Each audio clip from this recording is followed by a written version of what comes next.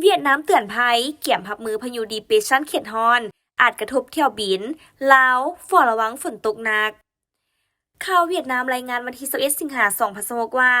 ศูนย์อุตุนิยมวิทยาเวียดนามได้ออกแจ้งเตือนว่าพายุดีเปรสชันเขตฮอนในทะเลจีนใต้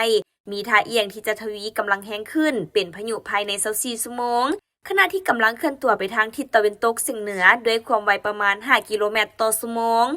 ในตอนเช้าของวันที่21สิงหาศูนย์กลางของพายุดีเปรสชันแม่นตั้งอยู่ทางทิศตะวันออกของพื้นที่ตอนเหนืออ่าวตงแกงโดยมีความไวลมสูงสุดใกล้ศูนย์กลางอยู่ระดับ6และจะแห้งถึงระดับ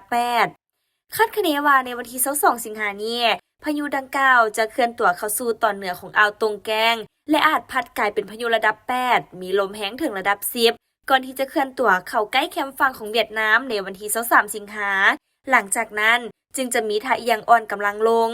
สำหรับพื้นที่นครหลวงฮานอยและภาคเหนือของเวียดนามได้มีการแจ้งเตือนให้เฝ้าระวังฝนฟ้าคะนองลมพัดแรงรวมถึงอาจมีฟ้าผ่าหรือพายุหมุนในบางพื้นที่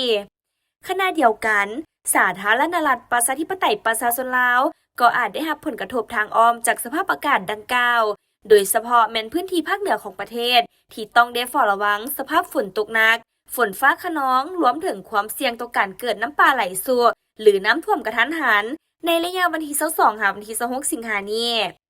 อย่างใดก็ตามมาฮอดปัจจุบันยังบ่ทันมีข้อมูลชัดเจนว่าพายุดังกล่าวจะเคลื่อนตัวเข้าสู่ประเทศลาวโดยตรง